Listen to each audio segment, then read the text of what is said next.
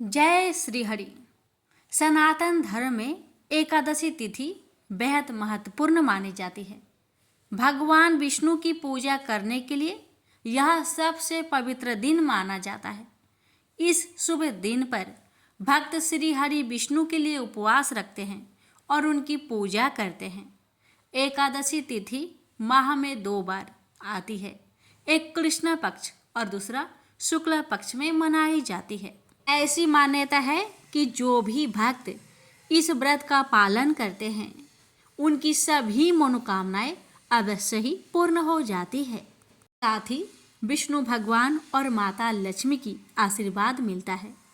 तो चलिए प्यारे भक्तों, जानते हैं साल 2024 में सफला एकादशी व्रत कब रखा जाएगा।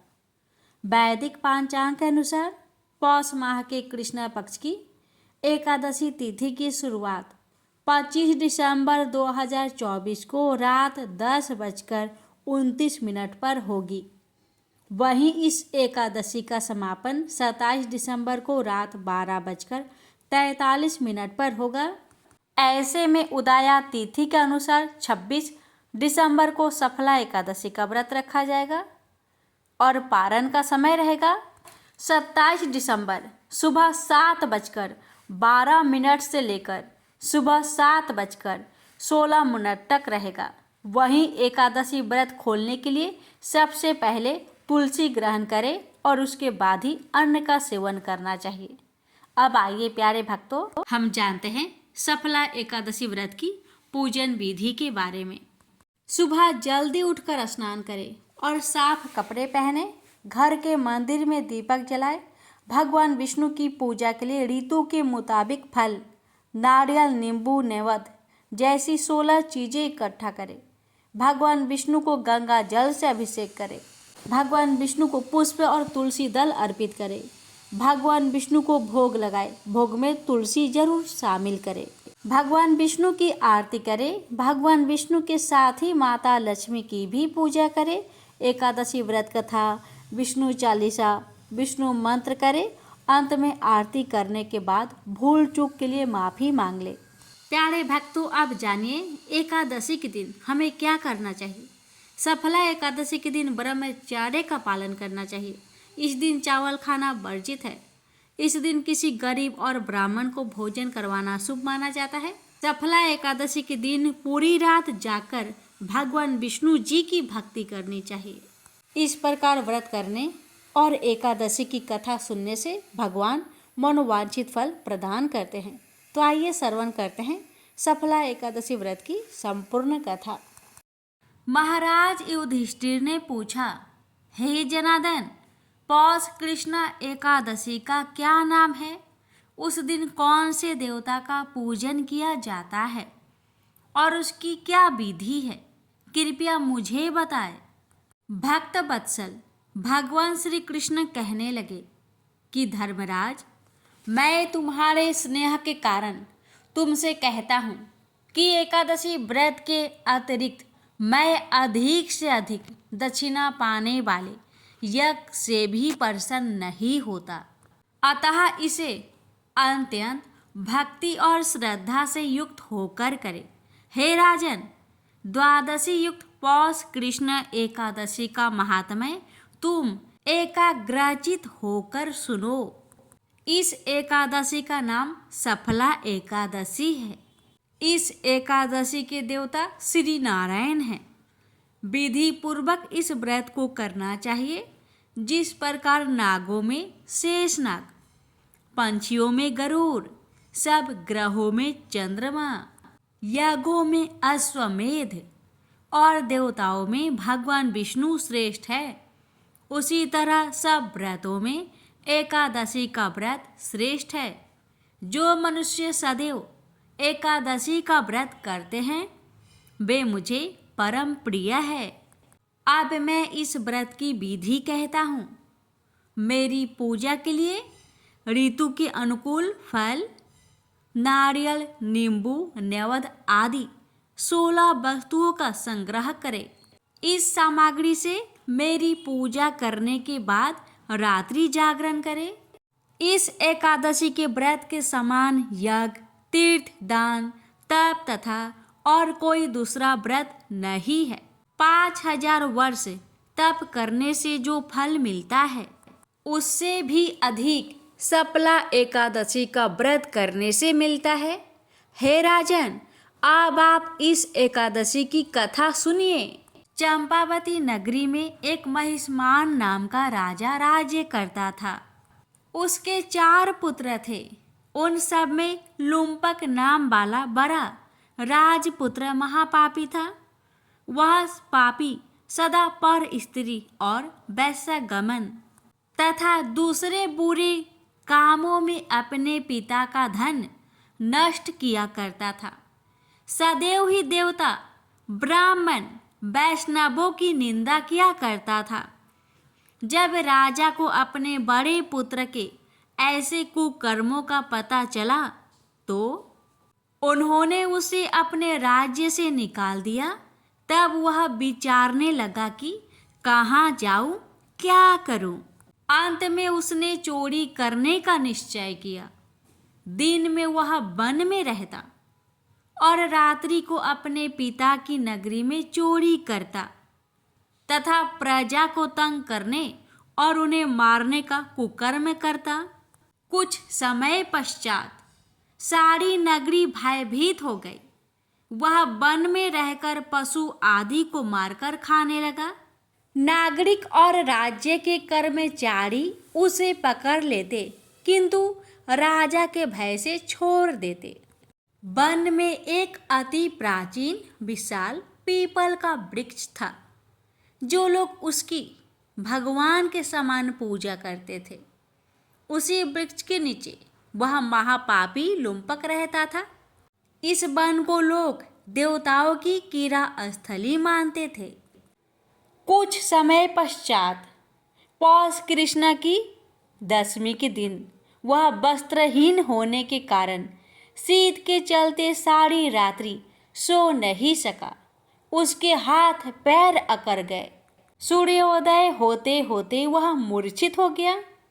दूसरे दिन एकादशी को मध्या के समय सूर्य की गर्मी पाकर उसकी मूर्छा दूर हुई। गिरता पड़ता वह भोजन की तलाश में निकला। पशुओं को मारने में वह समर्थ नहीं था, अतः पैरों के नीचे गिरे हुए फल उठाकर वापस उसी पीपल वृक्ष के नीचे आ गया। उस समय तक भगवान सूर्य अस्त हो चुके थे। वृक्ष के नीचे फल रखकर कहने लगा, हे भगवान, अब आपके ही अर्पण है ये फल, आप ही तृप्त हो जाइए। उस रात्रि को दुख के कारण रात्रि को भी नींद नहीं आई।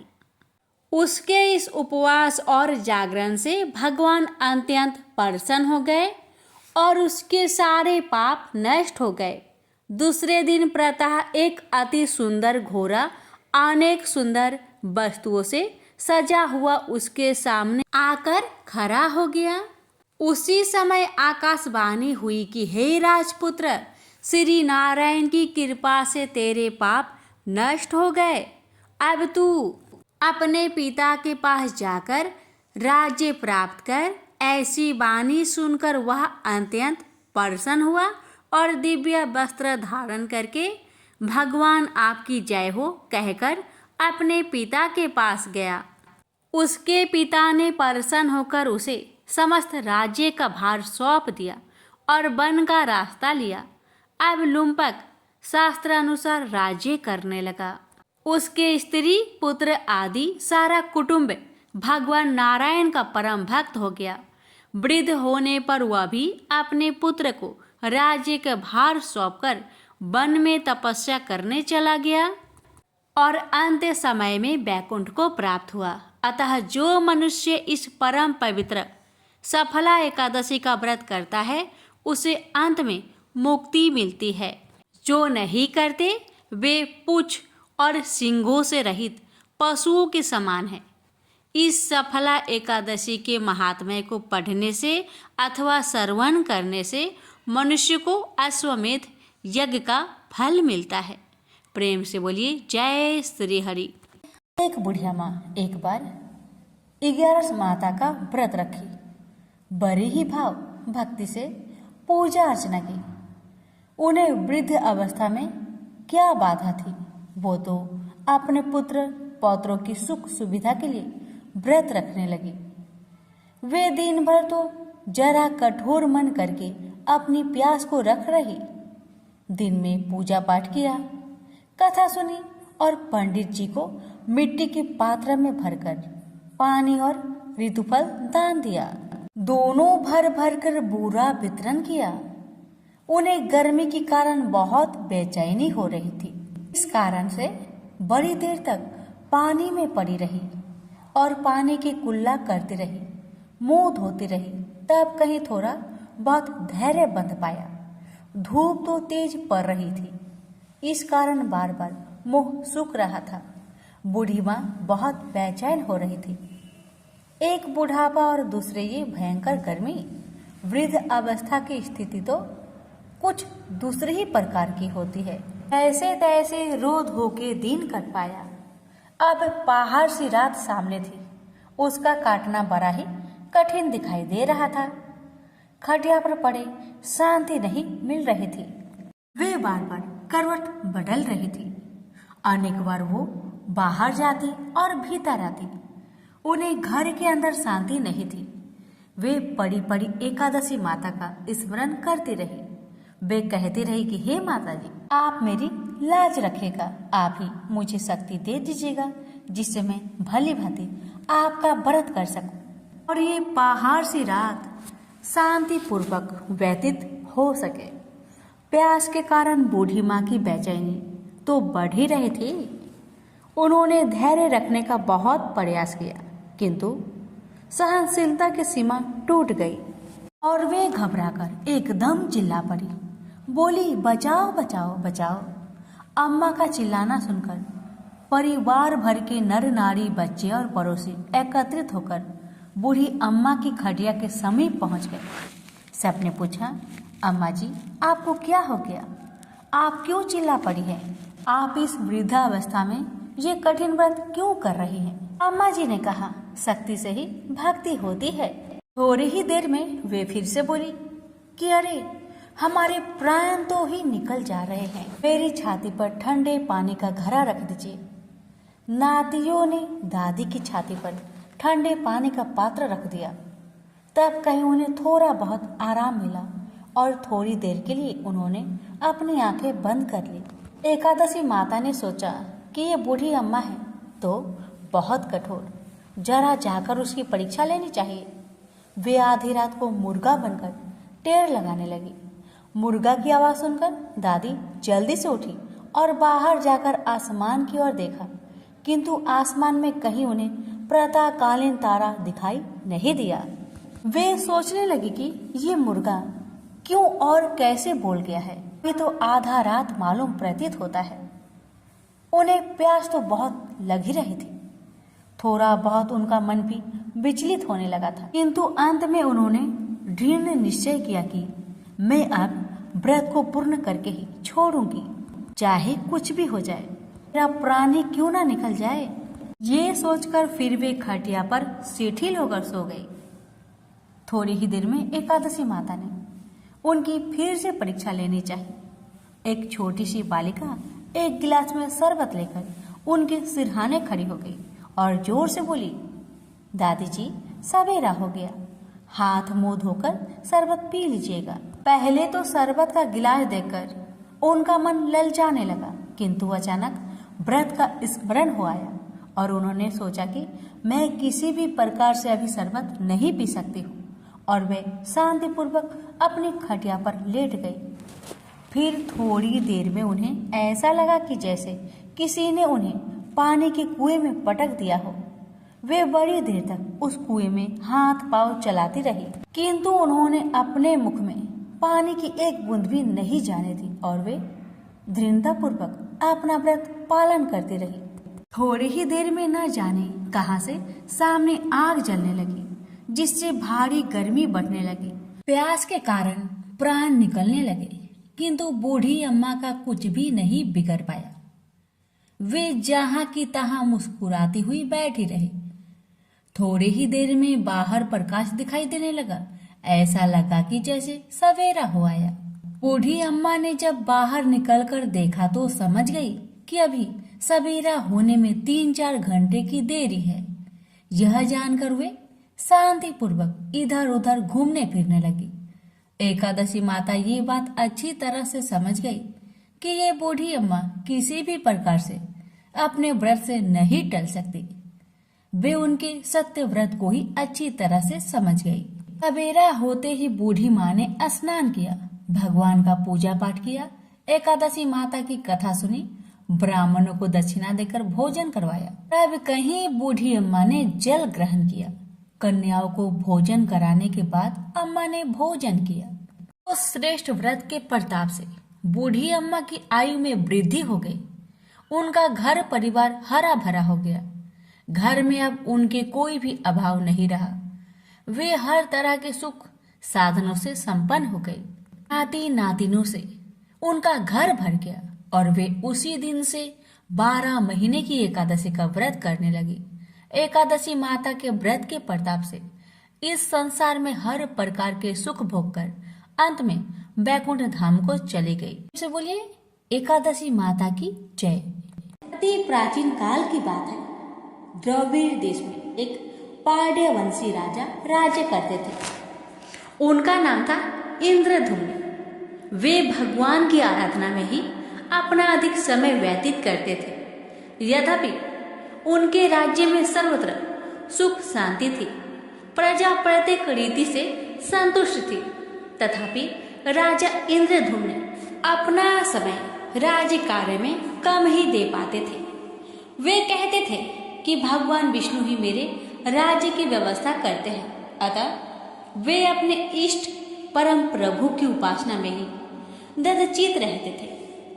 राजा इंद्रधुम्न के मन में आराधना की लालसा उत्तरोत्तर बढ़ती ही गई। इस कारण वे राज्य का त्याग कर मलय पर्वत पर रहने लगे। उनका भेष तपस्वियों जैसा था। सिर के बाल बढ़कर जटा के रूप में हो गए थे। वे निरंतर परम ब्रह्मा परमात्मा की आराधना में तत्लीन रहते थे। उनके मन और प्राण भी श्री हरि के चरण कमलों में मधुकर बने रहते। इसके अतिरिक्त उन्हें जगत की कोई वस्तु नहीं सुहाती। उन्हें राज्य, कोष, प्रजा तथा पत्नी आदि किसी प्राणी या पदार्थ की स्मृति ही नहीं होती थी। एक बार की बात है, राजा इंद्रधुम्न प्रतिदिन की भांति स्नान आदि से निवृत्त होकर सर्वसमर्थ प्रभु की उपासना में तत्लीन थे।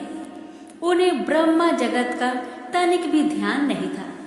संयोग बस उसी समय महर्षि अगस्त्य अपने समस्त शिष्यों के साथ वहां पहुंच गए, लेकिन न पाद्य न अर्घ्य और न स्वागत। मौन व्रती राजा इंद्रधुम्न परम प्रभु के ध्यान में निमग्न थे। इससे महर्षि अगस्त्य कुपित हो गए। उन्होंने इंद्रधुम्न को श्राप दिया, इस राजा ने गुरुजनों से शिक्षा नहीं ग्रहण की है और अभिमान बस परोपकार से निवृत्त होकर मनमानी कर रहा है। ब्राह्मणों का अपमान करने वाला यह राजा हाथी के समान जड़ बुद्धि है, इसलिए इसे घोर अज्ञानमय हाथी की योनि प्राप्त हो। महर्षि अगस्त्य भगवत दंभ इंद्रधुम्न को यह श्राप देकर चले गए। राजा इंद्रधुम्न ने इसे श्री भगवान का मंगलमय विधान समझकर प्रभु के चरणों में सिर रख दिया। क्षीरवीद में 10 सहस्त्र योजन लंबा, चौड़ा और ऊंचा त्रिकूट नामक एक पर्वत था। वहां पर वैद्य अत्यंत सुंदर एवं श्रेष्ठ था। उस पर्वतराज त्रिकूट की तराई में ऋतुमान नामक भगवान वरुण का कीड़ा कानन था। उसके चारों ओर दिव्य वृक्ष सुशोभित थे। वे वृक्ष सदा पुष्पों और फूलों से लदे रहते थे। उसी कीड़ा कानन ऋतुमान के समीप पर्वत श्रेष्ठ त्रिकूट के गहन वन में हथिनियों के साथ एक अत्यंत शक्तिशाली और अमित पराक्रमी गजेंद्र रहता था। एक बार की बात है, गजेंद्र अपने साथियों सहित तृष्णाधिक्य से व्याकुल हो गया। वह कमल की गंध से सुगंधित वायु को सुनकर चिताक्षर विशाल सरोवर के तट पर जा पहुंचा। गजेंद्र ने उस सरोवर के निर्मल, शीतल और मीठे जल में प्रवेश किया। पहले तो उसने जल पीकर अपनी तृष्णा बुझाई, फिर जल में स्नान कर अपना श्रम दूर किया। तत्पश्चात उसने जल क्रीड़ा आरंभ कर दी। वह अपनी सूर में जल भरकर उसकी फुहारे से हाथनियों को स्नान कराने लगा। तभी अचानक गजेंद्र ने सूर उठाकर चित्कार की। पता नहीं किधर से एक मगर ने आकर उसका पैर पकड़ लिया था। गजेंद्र ने अपना पैर छुड़ाने के लिए पूरी शक्ति लगाई, परंतु उसका बस नहीं चला, पैर नहीं छूटा। अपने स्वामी गजेंद्र को ग्रहग्रस्त देखकर हथनियां, कला और अन्य गज अत्यंत व्याकुल हो गए। वे सूर उठाकर चिघाड़ने और गजेंद्र को बचाने के लिए सरोवर के भीतर बाहर दौड़ने लगे। उन्होंने पूरी चेष्टा की, लेकिन सफल नहीं हुए। वस्तुतः महर्षि अगस्त्य के श्राप से राजा इंद्रधुम्न ही गजेंद्र हो गए थे और गंधर्व श्रेष्ठ हुहु महर्षि देवल के श्राप से ग्रह हो गए थे। वे भी अत्यंत पराक्रमी थे। संघर्ष चलता रहा। गजेंद्र स्वयं को बाहर खींचता और ग्रह गजेंद्र को भीतर खींच ले जाता।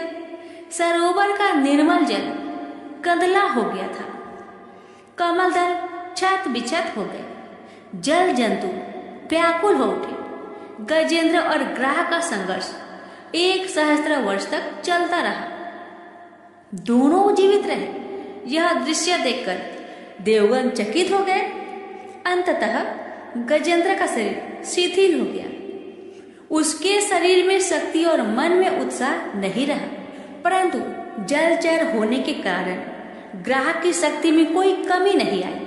उसकी शक्ति बढ़ गई। वह नवीन उत्साह से अधिक शक्ति लगाकर गजेंद्र को खींचने लगा। असमर्थ गजेंद्र के प्राण संकट में पड़ गए। उसकी शक्ति और पराक्रम का अहंकार चूर चूर हो गया। वह पूर्णतया निराश हो गया, किंतु पूर्व जन्म के निरंतर भागवत आराधना के फलस्वरूप उसे भागवत स्मृति हो आई। उसने निश्चय किया कि मैं कराल काल के भय से चराचर प्राणियों के शरण सर्वसमर्थ प्रभु की शरण ग्रहण करता हूँ। इस निश्चय के साथ गजेंद्र मन को एकाग्र कर पूर्व जन्म में सीखे श्रेष्ठ स्रोत द्वारा परम प्रभु की स्तुति करने लगा। गजेंद्र की स्तुति सुनकर सर्वात्मा सर्वदेव रूप भगवान विष्णु प्रकट हो गए। गजेंद्र को पीड़ित देखकर भगवान विष्णु गरुड़ पर आरूढ़ होकर अत्यंत शीघ्रता से उक्त सरोवर के तट पर पहुंचे। जब जीवन से निराशा तथा पीड़ा से छटपटाते गजेंद्र ने हाथ में चक्र लिए गरुड़ारूढ़ भगवान विष्णु को तीव्रता से अपनी ओर आते देखा। उसने कमल का एक सुंदर पुष्प अपनी सूर में लेकर ऊपर उठाया और बड़े कष्ट से उसने कहा, नारायण जगत गुरु भगवान, आपको नमस्कार है। गजेंद्र को अत्यंत पीड़ित देखकर भगवान विष्णु गरुड़ की पीठ से कूद पड़े और गजेंद्र के साथ ग्रह को भी सरोवर से बाहर खींच लाए और तुरंत अपने तीक्ष्ण चक्र से ग्रह का मुख फाड़कर गजेंद्र को मुक्त कर दिया। ब्रह्मा आदि देवगण श्री हरि की प्रशंसा करते हुए उनके ऊपर स्वर्ग सुमनों की वृष्टि करने लगे। सिद्ध और ऋषि महर्षि परम ब्रह्मा भगवान विष्णु का गुणगान करने लगे। ग्रह दिव्य शरीरधारी हो गया। उसने विष्णु के चरणों में सिर रखकर प्रणाम किया और भगवान विष्णु के गुणों की प्रशंसा करने लगा। भगवान विष्णु के मंगलमय वरद हस्त के स्पर्श से पाप मुक्त होकर अभिशप्त हुहु गंधर्व ने प्रभु की परिक्रमा की और उनके त्रिलोक्य बंदित चरण कमलों में प्रणाम कर अपने लोक को चला गया। भगवान विष्णु ने गजेंद्र का उद्धार कर उसे अपना पार्षद बना लिया। गंधर्व सिद्ध और देवगण उनकी लीला का गान करने लगे। गजेंद्र की स्तुति से प्रसन्न होकर भगवान विष्णु ने सबके समक्ष कहा, प्यारे गजेंद्र, जो लोग ब्रह्म मुहूर्त में उठकर तुम्हारी की हुई स्तुति से मेरा स्तवन करेंगे, उन्हें मैं मृत्यु के समय निर्मल बुद्धि का दान करूंगा। यह कहकर भगवान विष्णु ने पार्षद रूप में गजेंद्र को साथ लिया और गरुड़ारूढ़ होकर अपने दिव्य धाम को चले गए। तो प्रेम से बोलिए लक्ष्मी नारायण की जय। एक समय रघुदास नाम के भगवान रामचंद्र के एक महान भक्त थे। वह पुरी में जगन्नाथ मंदिर के सिंह द्वार के पास एक बड़ी छतरी के नीचे रहते थे। एक बार जब वह भगवान जगन्नाथ के दर्शन करने गए तो उन्होंने जगन्नाथ की वेदी पर राम, लक्ष्मण और सीता को देखा। उस दिन से उन्हें विश्वास हो गया कि भगवान जगन्नाथ भगवान रामचंद्र से भिन्न नहीं है। एक बार रघु ने भगवान जगन्नाथ के लिए एक अच्छी माला तैयार की और पुजारी को भगवान को चढ़ाने के लिए दी, लेकिन पुजारी इसे चढ़ाना नहीं चाहता था क्योंकि रघु ने केले के पेड़ की छाल से बनी डोरी का इस्तेमाल किया था। उस समय जगन्नाथ के मंदिर में ऐसी चीजों का प्रयोग वर्जित था। रघु को बहुत दुख हुआ कि उनकी माला भगवान जगन्नाथ को नहीं चढ़ाई गई। वह बहुत उदास महसूस करते हुए मंदिर के बाहर चला गया। बाद में दिन में पुजारी शाम की आरती समाप्त कर रहा था। भगवान के शयन करने से पहले पुजारी उन्हें एक विशेष पोशाक पहनाते हैं जिसे बड़ा श्रृंगार वैसा कहा जाता है। भगवान को श्रृंगारित करने के बाद पुजारी ने उनके शरीर को फूलों से सजाना शुरू कर दिया, लेकिन उसे आश्चर्य हुआ कि उसने जो कुछ भी किया भगवान के शरीर पर एक भी फूल नहीं बचा। भगवान किसी भी फूल को स्वीकार नहीं करेंगे। सभी पुजारी यह सोचकर बहुत चिंतित हो गए कि अवश्य ही उन्होंने कोई अपराध किया है, लेकिन यह क्या हो सकता था। उन सभी ने निर्णय लिया कि यह समझने की कोशिश करने के लिए कि उन्होंने क्या अपराध किया है। वे सभी मंदिर में सोएंगे और तब तक उपवास करेंगे जब तक भगवान उनके सपने में आकर उनके अपराध के बारे में सूचित नहीं कर देते। निश्चित रूप से उसी रात भगवान जगन्नाथ मुख्य पुजारी के सामने आए और उनसे कहा, मेरे भक्त रघुदास मेरे लिए एक फूल का माला लाए थे। उन्होंने इसे बहुत प्यार और भक्ति के साथ तैयार किया। आपने बाहरी विशेषता देखी, माला को उन्होंने मुझे देने से मना कर दिया। आप देख नहीं सकते कि उन्होंने कितनी अच्छी माला तैयार की है। उन्होंने इसे प्रेम और भक्ति से पिरोया। आप मेरा भक्त मेरी सेवा से वंचित होकर अपने घर में माला रखकर पड़ा हुआ है, उसके सामने माला पहनाओ। उसने कुछ भी नहीं खाया है और लगातार रो रहा है। वह अभी तक सोया नहीं है। जब तक मेरे भक्त की इच्छा पूरी नहीं हो जाती, मैं आपसे कोई माला कैसे स्वीकार कर सकता हूँ और कैसे मैं शांति से सो सकता हूँ। तुरंत प्रधान पुजारी जाग गया और उसने अन्य पुजारियों को सारी बात बताई। तब वे सभी रघुदास के पास गए और अपना अपराध समझाया और उनसे अपनी माला भगवान जगन्नाथ को देने के लिए कहा। यह सुनकर रघुदास बहुत प्रसन्न हुए कि भगवान इतने दयालु हैं कि वे स्वयं उनकी माला स्वीकार करने की प्रतीक्षा कर रहे हैं। रघुदास परम आनंद में थे। एक बार रघुदास बहुत गंभीर रोग से पीड़ित हो गए। उनकी तबीयत इतनी खराब हो गई कि वह बिस्तर से उठ भी नहीं पा रहे थे। उन्हें अपने बिस्तर में ही मल त्याग करना पड़ा। बदबू बहुत बुरी थी। रघुदास बहुत बीमार होने के कारण खुद की मदद करने में असमर्थ होकर बेहोश हो गए।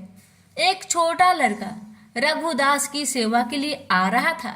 उन्होंने उसके शरीर को साफ किया और चंदन लगाया और गंध को दूर करने और कमरे को शुद्ध करने के लिए अच्छी सुगंधित चीजें पेश की। जब रघु को होश आया तो उन्होंने पाया कि वह लड़का स्वयं भगवान जगन्नाथ थे। रघु ने भगवान जगन्नाथ से कहा, मेरे प्रिय भगवान, आप यहाँ क्या कर रहे हैं? मेरी यह निम्न सेवा करके आप मुझे अपराधी बना रहे हैं। मैं आपसे सेवा प्राप्त करके और अधिक पापी बन रहा हूँ। हे भगवान, आप बहुत दयालु हैं। आप ब्रह्मांड के स्वामी हैं। आप सब कुछ करने में समक्ष है। यदि आप चाहे तो आप मेरी बीमारी को आसानी से ठीक कर सकते हैं। मुझे ठीक करने के बजाय आप मेरी यह निम्न सेवा क्यों कर रहे हैं? भगवान ने उत्तर दिया, हाँ, मैं तुम्हें आसानी से ठीक कर सकता हूँ, लेकिन मैं चाहता हूँ कि तुम अपने सभी प्रबंध कर्मों से मुक्त हो जाओ, ताकि तुम इस जीवन के अंत में मेरे निवास पर वापस जाओ। तुम्हें ये भी जानना चाहिए कि जैसे कि मेरे भक्तों को मिलता है, मेरी सेवा करने से सुख मिलता है, मुझे भी अपने भक्तों की सेवा करने से सुख मिलता है। मैं सदैव आपकी सेवा करना चाहता हूँ। मुझ में और मेरे भक्त में कोई अंतर नहीं है। इस प्रकार भगवान और रघु के बीच बहुत घनिष्ठ संबंध थे। रघु बहुत सरल थे और उनका स्वभाव एक छोटे लड़के जैसा था। भगवान जगन्नाथ के साथ उनके संबंध बहुत मैत्रीपूर्ण थे। कभी कभी भगवान एक लड़की के रूप में उनके पास आते थे और वे दोनों एक साथ खेलते थे। यह सामान्यतः लोगों को ज्ञात था कि भगवान रघु के साथ खेलने के लिए उनके पास आए थे। सभी लोग रघु का आदर करते थे। वह बहुत प्रसिद्ध थे और लोगों के बीच भगवान जगन्नाथ के मित्र के रूप में जाने जाते थे। एक बार जगन्नाथ रघु के पास आए और उससे कहा कि वह राजा के बगीचे से कटहल चुराने के लिए उसके साथ चले। रघु ने कहा, तुम कटहल क्यों चुराना चाहते हो? यदि तुम्हें कटहल खाने की इच्छा है तो मुझे बताओ, मैं तुम्हारे लिए एक अच्छा कटहल लाऊंगा। भगवान जगन्नाथ ने उत्तर दिया, इस प्रकार मुझे अपने भक्त से सब कुछ मिल रहा है। वास्तव में मेरे पास सब कुछ है। माता यशोदा मुझे इतना मक्खन खिलाती थी और मुझे आनंद देती थी, लेकिन फिर भी मैं इस उद्देश्य के लिए दूसरे के घर जाता हूँ, माखन चुराने का। चुराई हुई चीजें खाने में एक विशेष आनंद होता है। आज मैं चाहता हूँ कि आप चोरी का वह आनंद महसूस करें। कृपया मेरे साथ आए। असहाय होकर रघु भगवान के प्रस्ताव पर सहमत हो गया और उनके साथ चला गया। वे दोनों राजा के बगीचे में दाखिल हुए। जगन्नाथ ने रघु से कहा, तुम पेड़ पर चढ़ जाओ, मैं जमीन पर खड़ा रहूंगा। तुम सबसे अच्छा और सबसे बड़ा कटहल तोड़कर नीचे फेंक देना। मैं यही खड़ा होकर उसे पकड़ लूंगा, फिर हम दोनों भाग जाएंगे। रघु ने भगवान की आदेश का ठीक वैसे ही पालन किया जैसे उन्होंने निर्देश दिया था। वह कटहल के पेड़ पर चढ़ गया और सबसे अच्छे और बड़े कटहल को ढूंढ निकाला, उसे तोड़ लिया। जगन्नाथ, उसने पुकारा, क्या आप तैयार हैं? जगन्नाथ ने उत्तर दिया, हाँ, मैं तैयार हूँ, फेंक दो। रघु ने कटहल नीचे फेंक दिया, यह उम्मीद करते हुए कि जगन्नाथ उसे पकड़ लेंगे। लेकिन जगन्नाथ कहाँ थे? वह भाग गए थे। कटहल को पकड़ने वाला कोई नहीं था। वह बड़ी आवाज करते हुए जमीन पर गिरा और फट गया। जब राजा के माली ने आवाज सुनी तो वह समझ गया कि कोई कटहल चुराने के लिए बगीचे में घुसा है। वह तुरंत मौके पर भागा और देखा कि बड़ा कटहल जमीन पर खुला पड़ा था। फिर भी उसने आसपास किसी को नहीं देखा। जब उसने ऊपर देखा तो उसे रघुदास पेड़ पर बैठे दिखे। माली तुरंत राजा के पास गया और उसे बताया कि रघुदास उसके बगीचे से कटहल चुरा रहा था। वह अभी भी वही पेड़ की चोटी पर बैठा है। उसने उत्साहपूर्वक राजा से कहा। राजा को विश्वास नहीं हो रहा था कि रघु कटहल चुराने के लिए उसके बगीचे में घुसा था। इसलिए राजा ने अपने मंत्रियों को इकट्ठा किया और उस स्थान पर गए जहां माली ने संकेत किया था। वह रघुदास को पेड़ पर बैठे और कटहल को जमीन पर पड़ा देखकर आश्चर्यचकित रह गया। राजा के अनुरोध पर रघु पेड़ से नीचे उतर आया। राजा ने रघु से पूछा, मेरे प्रिय प्रभु, यदि तुम कटहल खाना चाहते थे तो आधी रात को मेरे बगीचे में आकर पेड़ पर चढ़ने की परेशानी क्यों उठा रहे हो?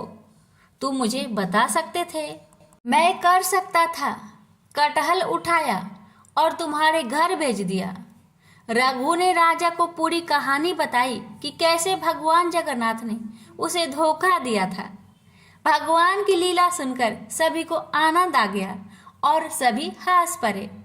उन्होंने रघु की महानता की प्रशंसा की। इस प्रकार मित्रता की मुद्रा में रघु भगवान जगन्नाथ के साथ लीलाएं करते। एक भक्त ने भगवान जगन्नाथ के साथ रघुदास की एक लीला का प्रदर्शनी वर्णन किया।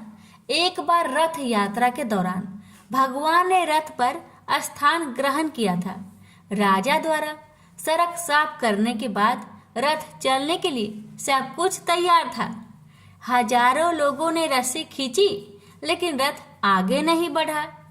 स्थिति को देखते हुए ब्रिटिश साहेबा ने रथ को खींचने के लिए एक शक्तिशाली हाथी की व्यवस्था की, फिर भी रथ नहीं हिलेगा। साहेबा ने रघुदास से कहा, रघुदास जी, यह कैसे भगवान है? मैंने हाथियों को लगा रखा है, फिर भी यह रथ नहीं चलेगा। यह सुनकर रघु रथ पर चढ़ गए और भगवान जगन्नाथ के निकट गए। उसने प्रभु के कान में कहा, तुरंत रथ चलने लगा। यह देखकर साहेबा आश्चर्यचकित रह गए। उन्होंने रघुदास से कहा, आप पूर्ण हैं और आपके भगवान भी पूर्ण हैं।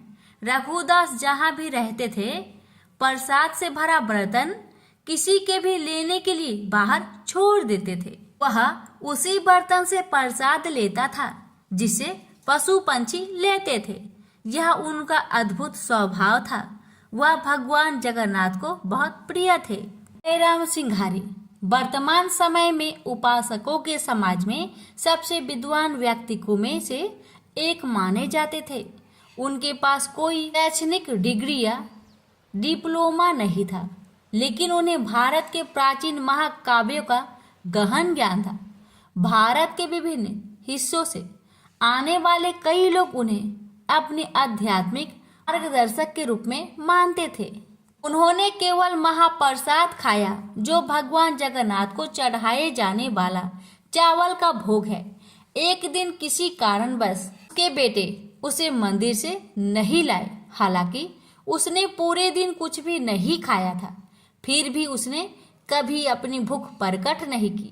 केवल उसकी पत्नी को पता था। जब वह उदास लग रही थी, सिंघारी ने उसे सत्वना दी। वह देगा, वह भेजेगा, लेकिन आधी रात को कौन देगा? सब सो गए, उसकी पत्नी भी। कुछ देर बाद दरवाजे पर हल्की सी दस्तक हुई। दरवाजा खुलने पर बूढ़े व्यक्ति को एक केले का पत्ता मिला, जिसमें 7 प्रकार के मंदिर के केक थे। कोई नहीं था। अगली सुबह जब उसने यह घटना बताई तो किसी ने उस पर विश्वास नहीं किया। पूरे दिन भगवान जगन्नाथ का यह चमत्कार लोगों के मन में छाया रहा। अगली रात सिंघारी को सपने में आवाज आई, क्या तुमने वह सब कुछ खा लिया जो दिया गया था? प्रेम से बोलिए जगन्नाथ भगवान की जय। एक समय की बात है, एक भाई बहन रहते थे। बहन का नियम था कि वह अपने भाई का चेहरा देखे ही खाना खाती थी। हर रोज सुबह उठती थी और जल्दी जल्दी घर का सारा काम काज करके अपने भाई का मुख देखने के लिए उसके घर से निकल जाती। एक दिन रास्ते में एक पीपल पेड़ के नीचे गणेश जी की मूर्ति रखी हुई थी। उसने भगवान के सामने हाथ जोड़कर कहा कि मेरे जैसा अमर सुहाग और मेरे जैसा अमर पिहर सबको दीजिए। यह कहकर वह आगे बढ़ जाया करती थी। हर दिन का उसका यही नियम था। जंगल के झाड़ियों के कांटे उसके पैरों में चुभा करते थे। एक दिन बहन भाई के घर पहुंची और भाई का मुख देखकर बैठ गई। तो भाभी ने पूछा, पैरों में क्या हो गया है ननद जी? यह सुनकर उसने भाभी को जवाब दिया कि रास्ते में जंगल की झाड़ियों से गिरे हुए कांटे मेरे पाँव में चुभ जाते हैं। जब वह वापस अपने घर आ गई तब भाभी ने अपने पति से कहा कि रास्ते को साफ करवा दो। हमारी ननद यानी कि आपकी बहन झाड़ियों के रास्ते से आती है तो उसके पाँव में बहुत सारे कांटे चुभ जाते हैं। पत्नी की इतना बात सुनते ही भाई तुरंत उठा और हाथों में कुल्हाड़ी लेकर सारी झाड़ियों को काटकर रास्ता साफ कर दिया और इसी कारण से गणेश जी का स्थान भी वहां से हट गया। यह देखकर भगवान गुस्सा हो गए और उसके भाई के प्राण को हर लिए। लोग अंतिम संस्कार के लिए जब भाई को ले जा रहे थे तब उसकी भाभी रोती हुई लोगों से कही, थोड़ी देर रुक जाओ, उसकी बहन आने वाली है, वह अपने भाई का मुख देखे बिना नहीं रह सकती, उसका यह हर दिन का नियम है। तब लोगों ने कहा, आज तो देख लेगी पर कल कैसे देखेगी। रोज के दिन की तरह बहन अपने भाई का मुख देखने के लिए जंगल में निकल दी। जब जंगल में उसने देखा कि सारा रास्ता साफ किया हुआ है तब वह आगे बढ़ी तो उसने देखा कि सिद्धि विनायक को भी वहां से हटा दिया गया है। तब उसने जाने से पहले गणेश जी को एक अच्छे स्थान पर रखकर उन्हें स्थान दिया और हाथ जोड़कर बोली, हे गणेश महाराज, मेरे जैसा अमर सुहाग और मेरे जैसा अमर पिहर सबको देना। और फिर इतना कहकर आगे निकल गई। लड़की की बात सुनकर भगवान गणेश सोच में पड़ गए, अगर मैं इसका नहीं सुना तो मुझे कौन मानेगा, हमें कौन पूजेगा।